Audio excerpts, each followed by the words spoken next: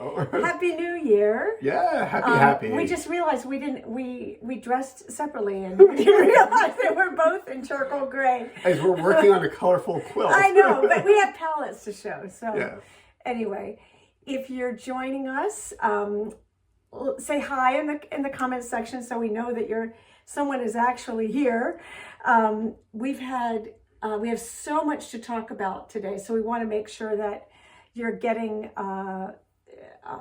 you're getting the feed while we're we are getting everything is all set up before we start getting into the real part, the meaty part of the conversation. And I suspect we'll have more people watching this later on Facebook or YouTube because maybe you were up celebrating the New Year last night. Exactly. So one way or another, welcome to the new year and the new Quilts First. Yes. And we have our, because this is going to be a longer video, we have everything hardwired. So if you're seeing any dropping or whatever, it's likely on your end because we've got everything all set up here. Okay, hello, Happy New Year. Good. Thank you, Loretta, for letting us know you're here. Okay, so a couple of things because there's so much to unpack. Thank you so much for your excitement and kind of blowing us away at the number of people who have bought the Modern Mystery Quiltalong. Especially those of you who were waiting till the stroke of midnight in Chicago. And well, no, the people who actually got it, I think we put it on a couple minutes early and people are like, they were sitting there ready to go. So anyway, I think it's going to be really fun. And we've worked really hard on this to have a good experience. So. It's exciting to see everyone joining in with this mystery quilt along because we love the quilt and we always look forward to sharing things with you. So we're going to kind of go through this step by step because there's a lot to get to today. But the first thing I want to, before we get into the Modern Mystery Quilt, I want to show you is that in 2022, we did the palettes of the month. And because there's only so many palettes you can do without repeating the same fabrics. So we decided in 2023, we're going to do limited edition bundles of fabrics that aren't in a single line, that we have curated from several lines. That instead of, in 2022, we focused on solids. Right. This year, we're going to focus on different prints or maybe wovens.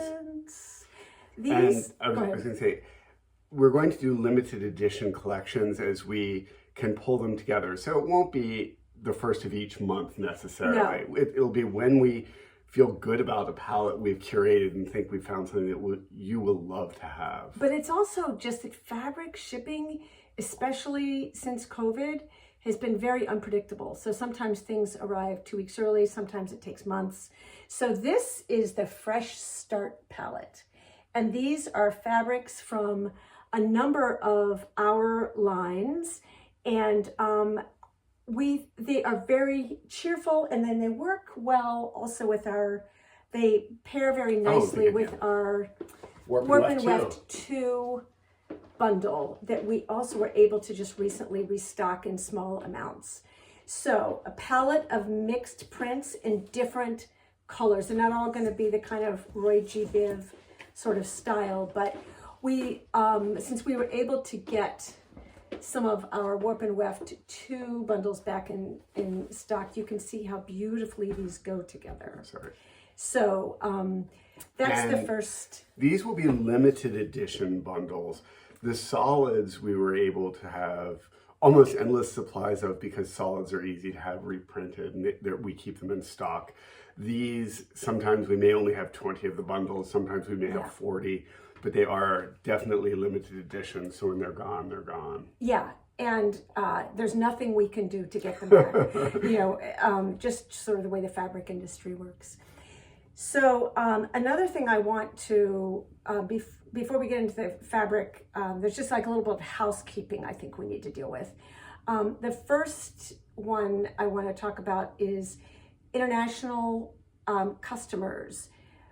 We have spent time with some international customers have no problem at all. Or this is about ordering from our website. Right.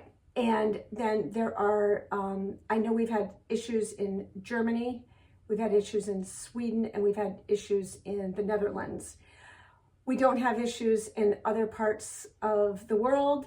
And of course, the UK, we can't ship to at all because of Brexit laws. So we are working, and we spent, an hour or so trying to see if there were any blocks or anything on our website from international credit cards. We have not been able to We haven't been able to crack this nut. What the problem is. We do not do PayPal. So it's Visa, MasterCard, American Express, or Discover. So, you know, we want your orders and we're doing everything we can, but there's so many layers, and especially with international orders. But so those of you who are wishing to do the Modern Mystery Quilt, if you are international and the card isn't going through, just, you know, we're doing what we can. We can't make promises. Yeah. You know, it's nothing. We're not trying to exclude you. Yeah. So then also on the because the emails started at 12:01. You know, the questions about emails and right before this, you'll see on Instagram and Facebook that Bill did a very nice graphic explaining exactly what your screen should look like once you've purchased the pattern. Do you want to explain exactly how they're going to access everything? And again, part of the challenge is each of you is going to be on a different device. Things will look different if you're on your phone or your laptop or your iPad. But as soon as you make the purchase of the Modern Mystery 23 quilt pattern, you will get a screen with a big button that if you click it, it allows you to make the first download immediately. It says download. Yes. Yeah. And if for whatever reason, let's say you're doing it on your phone and you don't want to download now, the system automatically sends you an email or emails you a receipt as well. And that receipt also has a clickable link. So let's say you order on your phone because you're, you know, out waiting at an appointment, and you go home tonight and you want to download it on your laptop or your desktop. Check your email. There will be an emailed receipt. Every now and then it goes into people's spam or junk mail folders, but find it. And once you find it, you can click on the link and download it there. And that first installment has everything you need, not just to make the first part of the quilt, but it gives you a secret web page, which is where all the future installments will be loaded to. And it's a portal. It's a portal. It's a portal. You're going to go through it, Yeah. and then they will add things every week. And we'll be adding the next installments, and we're doing a video for every installment. I was just checking the stats, and lots of people have already watched the first one, where we spent half an hour talking about how to select fabrics for this quilt. So as I said in the first video, the $25 covers all 6 installments. It's not $25 per installment. It's the entire the whole thing, mystery quilt, as well as all of the supplemental videos. There is a Modern Quilt Studio patterns and fabrics page on Facebook that you can join, and you can share pictures of your progress with others who are also making the quilt. What the pattern does not cover, unfortunately, are emails to us asking us to give you opinions about your individual consultations. Which, as fun as they would be, we just can't possibly do. There's just hundreds of people involved with this. So the other thing we can't do is help you with your tutorials, tech support. Yeah. You know, if we can't explain to you how to transfer things from your phone to your iPad whatever. So ask if you're a little confused on anything, just ask if you have a friend who's a little tech savvy. And Janice, I see in the comments that you didn't receive an email confirmation. Please double check the spam filter. If for some reason, like 1 out of 500 times, someone doesn't get it, email us at sales@modernquiltstudio.com, and we'll make sure to get it to you, because we will have all the records of your purchases. But typically what happens is sometimes there are only 2 reasons typically you would not get it, unless it's the kind of lightning bolt strike Bill's talking about. Sometimes it's because you've maybe mistyped the email address into your order, and or else it's you might not realize that you have multiple spam filters, and so it may be in one that you haven't. Email can be tricky that way. Right. And Jenny, your suggestion that libraries often help with tech is so true. I love librarians. That's such a good suggestion. Thank you, Jenny. That is an awesome idea. We have the technology center at our library has the most patient and knowledgeable staff. So that's a great suggestion. Thank you. And Gail's, as soon as I check my junk mail, voila. Yeah. Yes, I feel like if I were ever going to get a tattoo, it would be to check your junk mail on my forehead. And it's also there's so many Outlook users who didn't realize that this whole new thing called focused email was released without their knowledge, and people are like, what? There's a different inbox? It can get confusing. And so the other thing is that there's a lot of questions that we're getting in terms of emails for information that's on the website. So the finished size of the quilt, for example, which is 56 by 80, but all of that information is on the pattern page. So pretty much, and if you email and say, do you have this? Do you have that? Everything that we have is on our website. So we're not hiding anything from you. No, because we'll often get people asking about alternate sizes, and this is a one size quilt.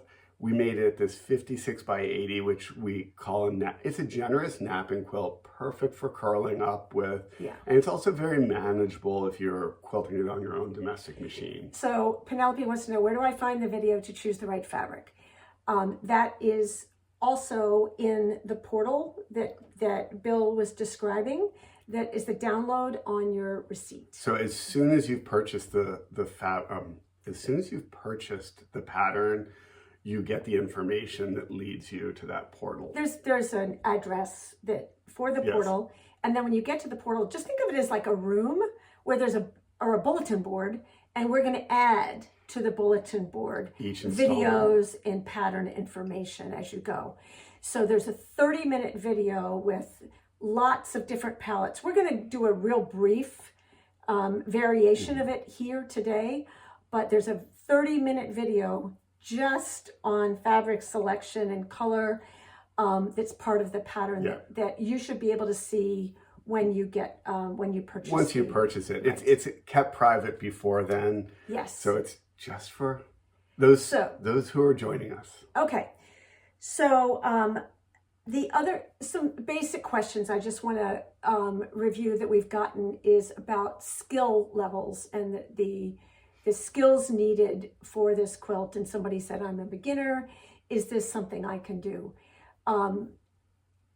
Yes, if you're an adventurous person and you're open to learning something new and you're good at following instructions, you cut carefully, and you maintain a quarter inch seam allowance.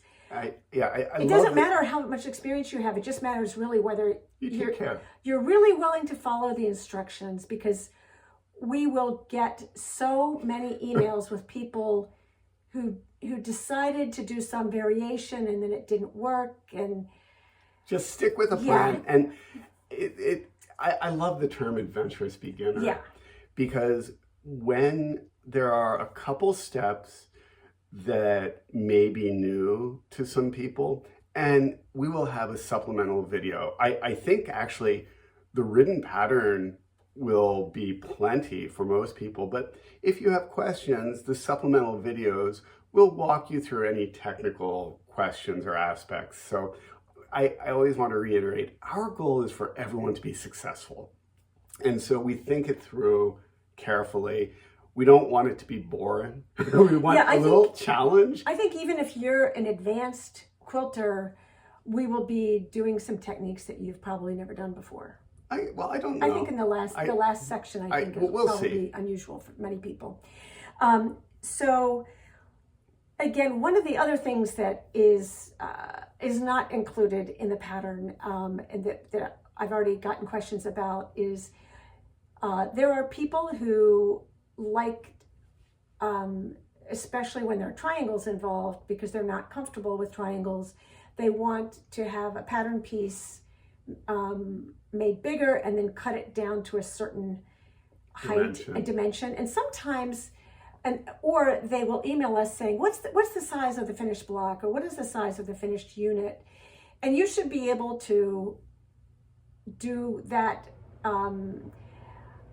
You should be able to figure that out in most cases just from, the arithmetic of the seam allowance. However, when it comes to triangles, the reason that we don't give finished dimensions for a triangle is that sometimes it's going to be 5 and 17 30-seconds. Triangles just have weird dimensions, and we would rather give you like the whole cutting down thing is just, it's confusing and it's wasteful, and so we don't do that. We understand that some people like to make units or blocks extra large so that they can be a little loose with their sewing and then trim them down to exact sizes. Our patterns don't do that. Our patterns are, if you sew A to B to C, you end up with something that's the right size. And so we don't encourage, that's what we encourage doing. And I think, again, you should be successful. These pieces are plenty large. I mean, this isn't teeny tiny, insane sewing. No. And there's questions about, do we have kits? No, we do not have kits for this because we would have no idea how many to produce, since the last time we did this, there were 1,200 people who joined the Quiltalong. So, but that was 10 years ago. So we just, we wouldn't be able to do it. And on top of this is a more is better, so scrappy, and we're going to go into those details in a minute. But it's definitely a scrappy quilt, and it's very, very stash friendly in general. Someone else was emailing me about how much time it needed, like how many hours, and just because of the nature of pattern testing, what we can't give you. This is a 60-hour quilt or whatever. I would say look at the quilts that you see on our website, and it's in that intermediate level. It's not a fast and easy quilt. It's not tons of fussy. It's not fussy cutting. There's no fussy cutting. There's no hand sewing. There's no. There's no in future installments piecing or anything. No. There's a little work with templates that's not daunting, but I would think if you have a few hours each week, you can do things. Yeah. It's meant to be manageable, and again, it's because we have to make it too. But also, I lose track of how long it's taking, but it's a very kind of ordinary. I know that's not. Yeah, I think the thing, the thing that I have found is that when, we're making our palette, and we're going to get to that in a minute, very scrappy. So we're using about 80 different fabrics. The pattern calls for like a 26. Minimum of 26. So if you're cutting multiple pieces from the same fabric, it's a lot faster than unrolling or unfolding the, that not quite fat quarter, that fat eighth you've got, We're using up lots of fabrics for this, and as Week said, the minimum's 26 fabrics. Is the minimum. And quarter yard cuts, fat quarters, those work great. But if you've got a large stash that works, you'll probably use a lot more fabrics. Yeah. So I'm glad to hear people can be adventurous and want to learn new things. Good. So the other thing is that if you happen to have, we weren't planning on hawking rulers, but these really are perfect for this project. Unbeknownst to us, we created the pattern, and when we went to start cutting, we realized that our trimming ruler, which is our 12-inch trimming ruler, and our 6.5-inch square up ruler that we designed actually work incredibly well. I mean, we use these just piecing and cutting all the time, but they happen to work very nicely for this quilt. So if you have them on hand, great. If not, I mean, you don't need any special tools. No. You don't need any... You need template plastic. You need template plastic, or actually you could cut out on cardstock or something.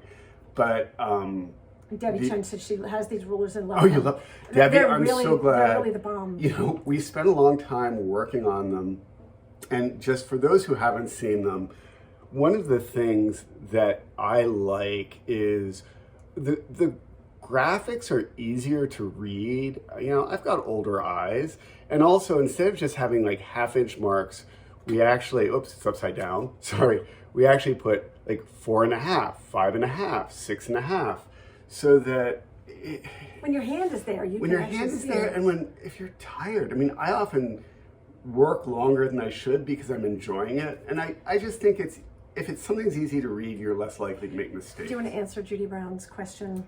Oh, okay. So Judy, you caught right away. We caught one error in our pattern. We're so careful. So thank you so much. We immediately did catch that. Yes. Question.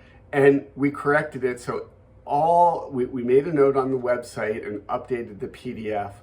Thank you, Judy. I'm always really embarrassed because we proofread. I check everything. And sometimes you just know it too well. It was so... And it's just a lot of details. Fortunately, as I think you found out, it's very obvious because of the illustrations. But thank you, Judy. Yes. So group... Oh, yeah. For those who don't see the comments, Judy said in the comments, shouldn't step 5 say group 2 rather than group 1? And Judy is absolutely correct that on the step 5 of installment 1, that should say group 2. Yeah. So Mary, hi Mary. Which is your larger group, dark or light, or does it matter? So we actually had a real discussion about this together. Yeah, I think you could make a case for either one. Our darker group is our group 1. You could do it the other way around. There are compositional reasons that we decided. Bill was adamant that it had to be, the darker one had to be group 1. I felt like it could have been either way. And then I now see her side. Yes. But also, as we'll talk about the palettes in a moment, but in some cases, people might not have a light and a dark. Their group 1 might be green and their group 2 might be purple. So it might not be a matter of light or dark. But you can see on the pattern that one group calls for 12 fat quarters and one group calls for 14 fat quarters. So that's the bigger one. But, you know, it's a great question, Mary. I'm just actually really glad Bill that would really like you. Bill would really like you to have group 1 as your darker one. Just make that clear for the record, right? Let's just say that's what we're doing. But yeah. But I also agree that the other way would absolutely work. Right. It's taken you a couple days to come around. Yeah. And that's part of the mystery. Okay, so let's get into the fabric. I think we've got all of our sort of housekeeping for how the pattern's going to work and everything. I think we've gotten most of that taken care of. Oh, no, we haven't. Okay. 2 things quickly. 3 things. New year, new blade. This is what we always recommend. Whether you're a sharpener person or a new blade person, treat yourself to a new blade for the new year. You got a lot of cutting ahead of you. if you're doing this project. So get yourself a new blade. And actually, before you do the next, Oh, I yes. also say new year, whoops, Oh, yes. new needle. New needle. And just as a little tip, we always hang on to one empty needle box container, mark it used, and that's where we put any of our dull or broken needles, because we break needles. So new needle, put your old one here for safety. And the always unpopular discussion of pre-washing. I pre-washed yesterday. And this was not our fabric, but this was somebody else's fabric. So, and that's that's a color catcher if you haven't ever used them. This is a color catcher, and this is what did not run all over the other fabrics that would have in a finished quilt. If you don't want to deal with pre-washing, don't. I'm just sharing. Just be cautious. Cautionary tale. We have a great YouTube tutorial on pre-washing that explains Synthropol and Retain and how we do it exactly. So that is, please direct your questions to the video, because we've got some really good tips there on how to proceed. Okay. Oh, good. I was going to start on the fabric. Do you want? There are people. So questions for. Do you want to do pattern questions here? I'll just quickly just in the future, if you can ask any pattern questions in the Modern Quilt Studio Patterns and Fabrics group, that would be great, because it's kind of hard to. There's a lot of people asking questions. But that's the good question. I'll respond. The question was, in the first installment, the same fabric for G1 is used in step 2 and 6 and 9. You can mix up fabrics. In a lot of quilts, you might be making 14 blocks, and so only one will be shown. This is all about variety. So I guess, and that kind of leads us nicely into the general approach of fabric here, which is there is no focus fabric. I think there's never a focus fabric in our patterns and our quilts. I can't think of any that has been. And so this is a very scrap friendly, stash friendly, flexible. We've heard you when you say that you want to use your stash. And so this pattern is for everybody who wants to use their stash. So there are some constraints from a design standpoint for things that we're going to have to, and we go over that in the video that's part of the pattern, and we'll touch on that a little bit today. But there is no one fabric where you need 3 yards of it or something like that. There can be equal amounts of everything. Equal amounts of everything. No big pieces are needed. And actually, this addresses the question in the comments about using the same fabric. You'll notice in the cutting directions, it'll say from assorted group 1 fabrics or from assorted group 2 fabrics. The idea is you're just changing it up and having variety. So Mindy's asking, what is the link to the Facebook page for this mystery? The Facebook page is kind of like a support group. The mystery is totally separate. So the mystery is on the Modern Quilt Studio website under the patterns section. If you would like to join the Modern Quilt Studio Patterns and Fabrics group, just to see what other people are doing, feel free to do that. Yeah, but so it's not a link through. And that's not just for the mystery quilt. That's just general Modern Quilt Studio. Yeah. Okay. So there's a lot to take in here. There is so much. So the palettes are divided into group 1 and group 2. And there's no background fabric involved in this pattern. So there's two groups of fabric, and the quantities are explained in the pattern.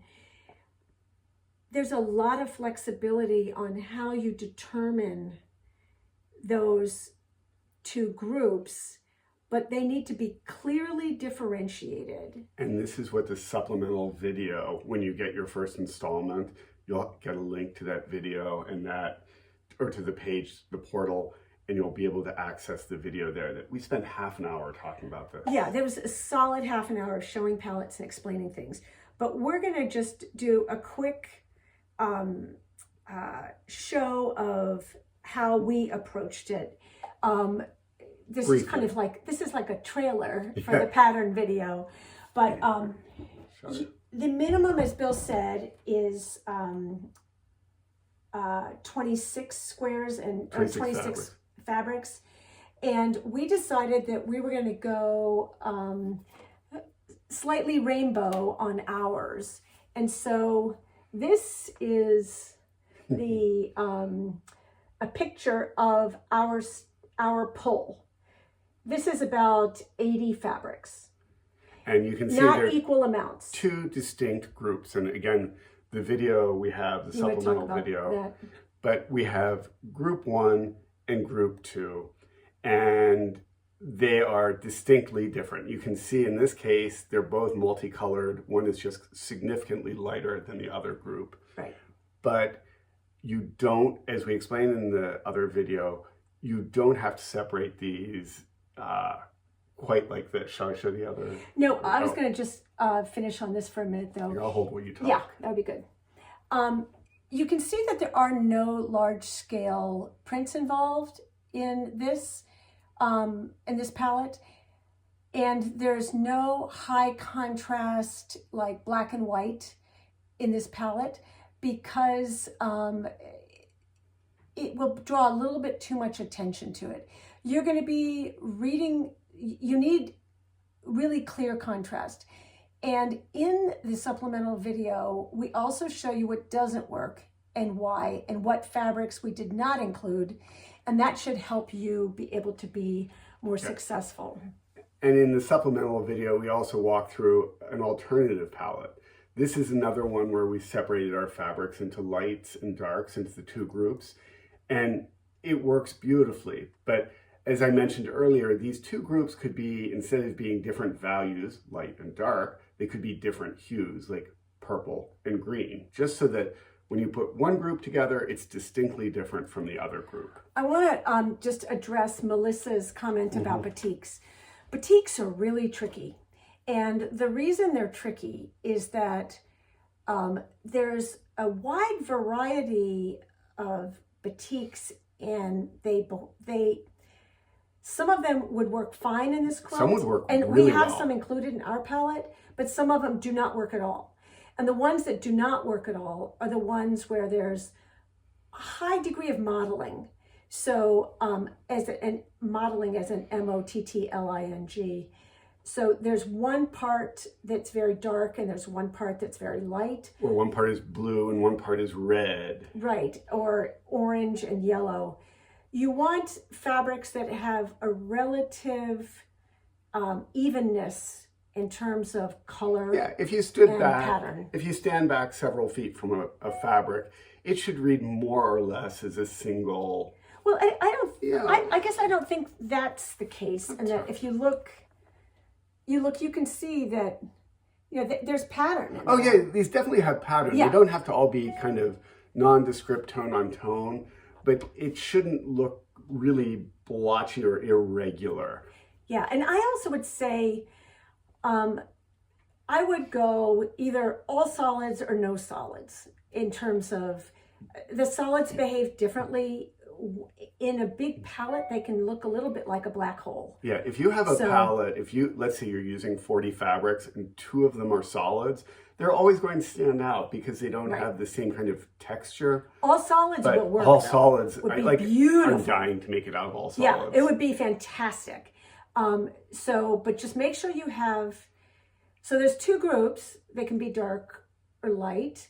They could be differentiated by hue, which is color. It could be green. Group 1 could be green, group 2 could be blue. One could be black and white, and one could be red. You can make choices, but you just need, there shouldn't be any crossover fabrics that are ambiguous. It's like you're out on the schoolyard and saying, form 2 teams. It should be clear who goes into which team. Yeah. And so let's see. Also, purple. Would you mind grabbing the color wheel up there, please? Someone said that they struggle with purple in their quilts and wanted some advice on how to use purple. Marlene just asked about prints and solids. This is a quilt that you don't want to use solids with the prints. So either prints, batiks, yarn dyes, or all solids, but don't use them interchangeably within the quilt because they're going to look different in the final quilt. Okay, back to the purple. I think... So kind of purple's down here. So the spokes on this color wheel are hue, and the value is the lightness or darkness of the hue. So on the inside of these spokes are lighter values, on the outside are darker values. If you're struggling with purple, sometimes it may be because it's a value issue, and other times it may be because it's a saturation issue where it's a little bit more neon or it's a little bit more gray than the rest of the palette. So if you are struggling with a particular color, resist the urge. We've also had arguments about this topic that's coming up right now. Resist the urge, say I, to do the black and white picture thing, because it does not help you see saturation. It only helps you see value. Bill thinks that it can be a useful tool, but I think it's misleading to people, and they think that things are going to work that aren't going to work. So you can weigh in on that now.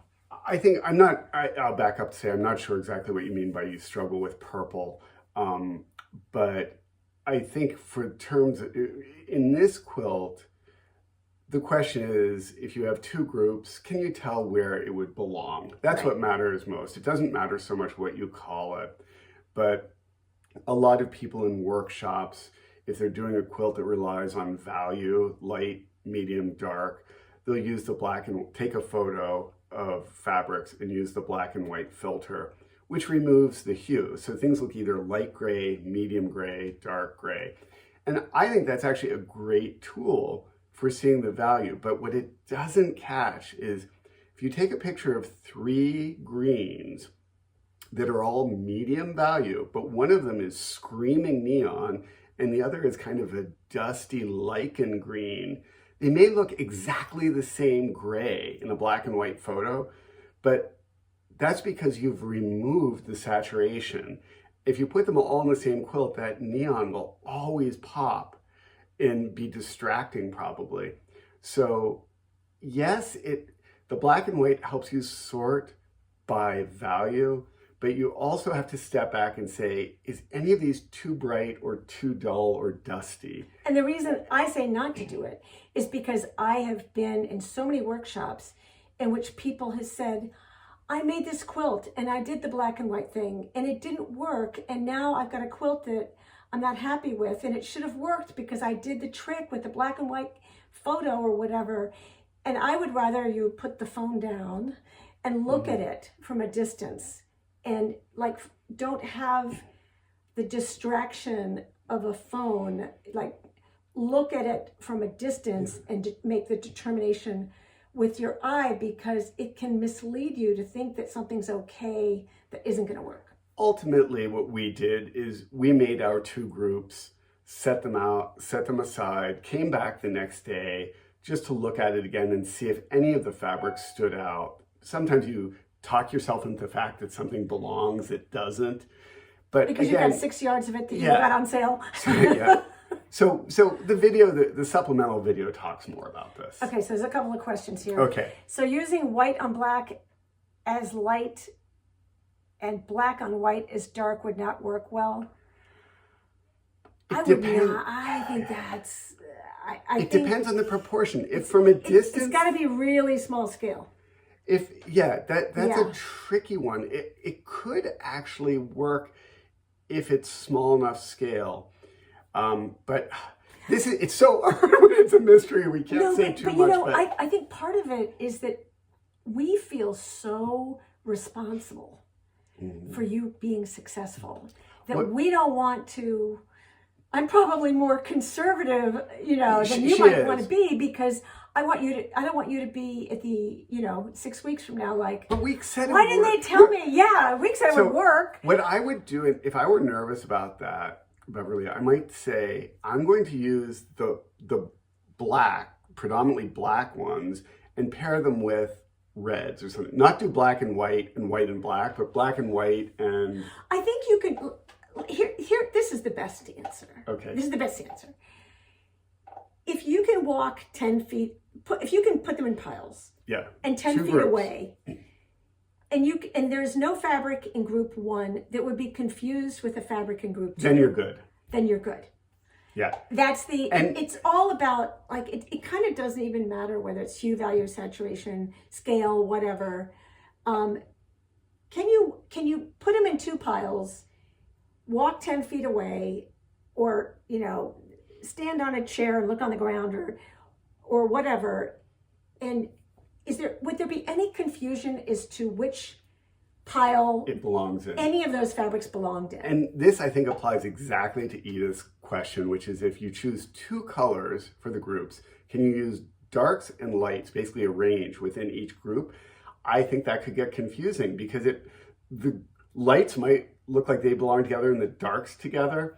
If you have 2 different colors, 2 different hues for your group, keep a smaller range. Like, just go kind of medium to medium dark of the greens and medium to medium dark of the reds. Don't have the full range of light to dark of both. I think that could get confusing.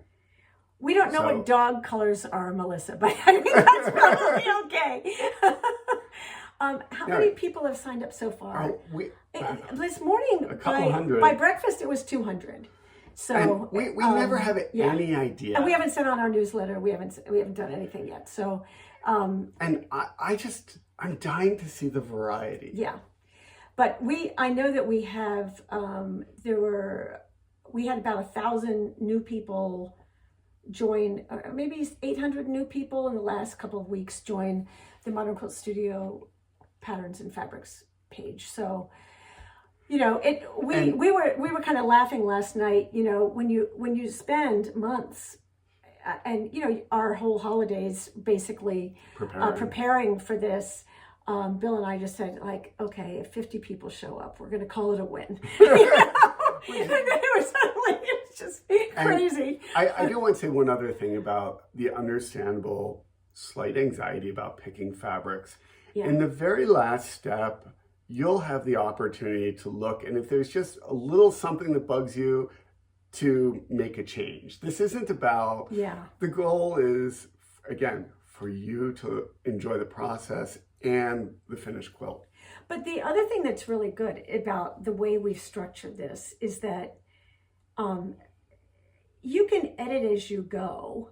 And if you decide that you see a fabric and you've made a small strip set or something, and you think like, yeah, I don't love those colors. You can add it in later. Mm-hmm. It's not like there's all the triangles flexible. Have to be red, or all the it's stripes really have to flexible. Be blue or whatever. Basically 2 groups. Yeah, and you're good. But I think one of the other things that I just want to reiterate that I said in the supplemental video that is really challenging, I know, for a lot of people, is that there's a temptation, especially when you have, can you show our palette again, please? If you're using your scraps and you have a multicolored palette like this, there can be a temptation. It's like massively compelling temptation to try to make the blocks, each individual block or unit that you're cutting up and sewing together, match. In other words, putting the pinks with the reds, like a yellow that has a little bit of pink in it with another pink, or the blues with the greens, and then another one like the purples and the lavenders or something. Mix it all up. And this is a really different kind of.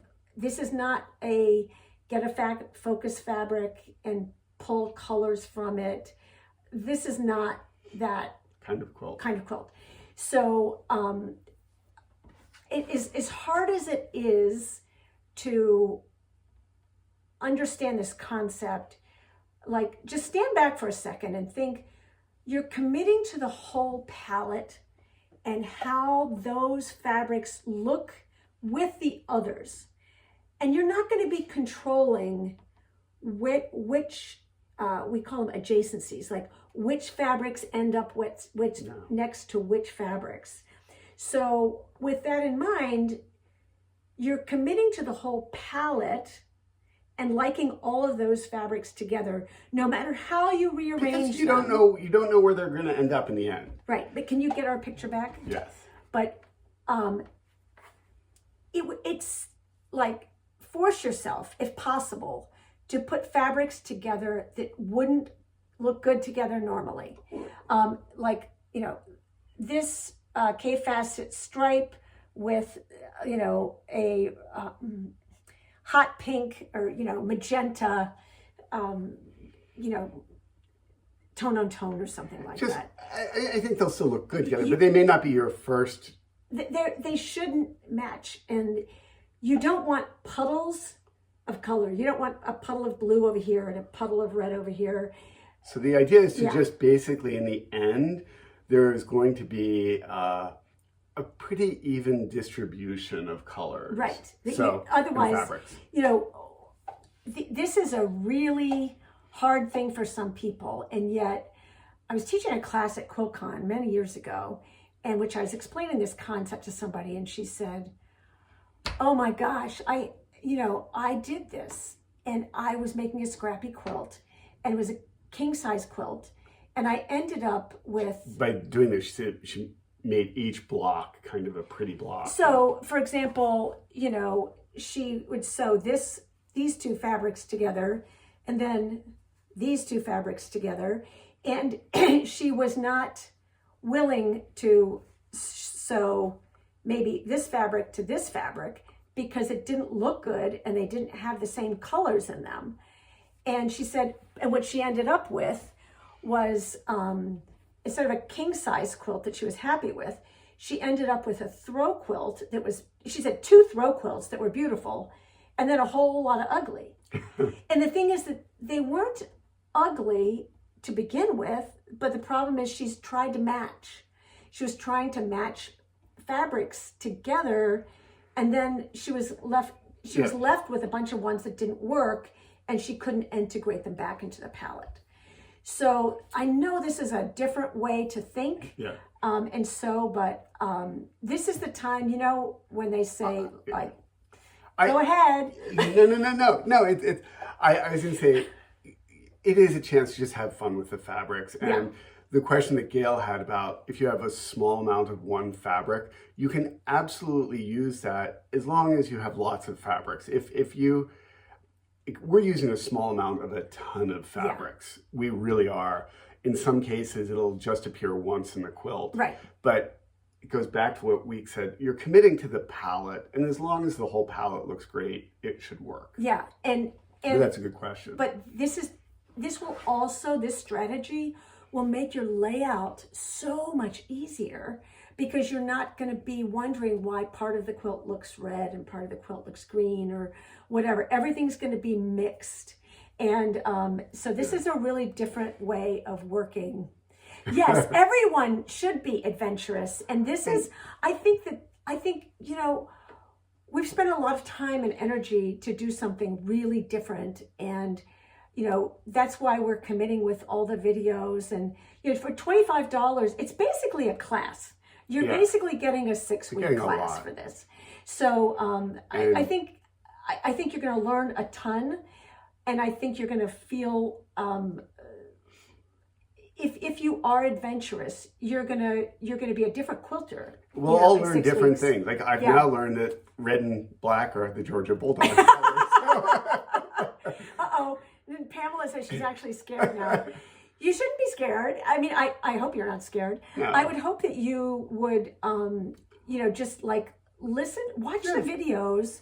And we have turned off, you know, we have to pretty much monetize our YouTube videos so we can afford to make them. So our other videos, you know, have ads in them, but because you have paid for the pattern, these videos do not have any ads in them. So, we're not profiting from you watching the videos, but I think you'll find them really lots of examples of what works, what doesn't work, and why. And the question that Christine had about would 26 fat quarters be enough? It actually would be. And just to show, that's the minimum. And the illustrations that are used throughout the 6 installments actually just are done with 26 colors, or the equivalent of 26 fat quarters, because we wanted to make sure you could see that that does work. But so, I love the way that Bill wrote the pattern, which is, he would say, okay, cut a 2.5 by 10.5 piece from assorted group 1 fabrics. So you could have, you could use 3 of the same fabric. You could use them all different. You don't have to use the same quantities for each piece over and over again. So that really helps with the scraps. And it also helps with the layout because you'll have more variety. And I just saw Hilda's comment that she was a little confused as I held up the palette. And I think this may be part of the issue of having a photo on screen, on camera, on screen, because my guess is you're talking about, I see there's one blue that stands out because it's a little bright there. And that's probably the way the light caught it. Yeah. Because in real life, it doesn't stand out that much. Right. But also, what really matters is it would not get confused with the bottom group. Exactly. If that bothered you in real life and it seemed a little too bright, just take it out. And Weeks is grabbing the actual fabric. We're trying to. But this is an art, not a science. So this is a section. Oh, let's see. This is a section of it. So that's the one she's talking about. Yeah, and if it seemed a little bright to you, you could, or light to you, you could absolutely take it out. But what matters is that it's going to be distinctly different from the other group. But, exactly. Okay. Well, I'm glad, Laura, that you're also ready to be pushed a little out of your comfort zone. I think, there's a leap of faith in doing a mystery quilt. I think when we were fairly new to the industry and someone mentioned to me they were doing a mystery quilt, my reaction was, why would you do that? And I totally get it now because it's fun, there's adventure, it's fabric, and it's community. It's really fun to see what everyone's doing. But it's also time, and you want, people are investing a lot of time and money and everything, and we want them to be, we want it to be good. To be, feel like they're learning something new. Yeah. I think we researched a lot. We had the mystery quilt we did 10 years ago with AQS. There were 1,200 people that participated in that. And a lot of people really were uncomfortable that we had improv steps with that particular pattern. And there was some curved piecing with some of those. But in the end, there were a lot of people who told us that it was a real groundbreaking, experience for them, and it was unlike anything else.